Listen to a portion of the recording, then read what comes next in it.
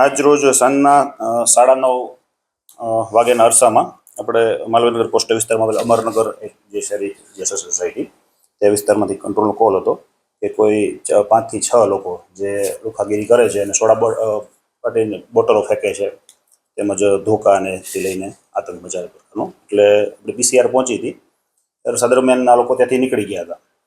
પછી તાત્કાલિક ડિસ્ટાફને જાણ કરી અને 3 લોકોને હસ્તગત ત્યાંથી જ આપણે કરી દીધા છે. બાકી લોકોની શોધખોળ અત્યારે હાલ ચાલુ છે.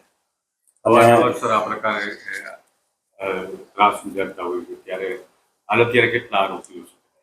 આપણી પાસે જે 3 શકમન જે હતા આપણે એને ઝડપી પાડ્યા છે અને આગળના જે છે એમની તપાસ ચાલુ છે. અન્ય કોઈ સાથે હોય બીજા કોઈ હાલ પૂછપરછ ચાલુ છે અને જે સોસાયટી લતાવાસી છે એમાંથી જે એમને બેને કંઈ નાની મોટી ઈજા થઈ છે એમની ફરિયાદ લેવાની ચાલુ છે. નિર્વસ્ત્ર થઈને પણ થોડા દિવસો પહેલા કોઈ આવારા તત્વોએ ત્યાં બચાવ્યો હતો. શું કહેશો?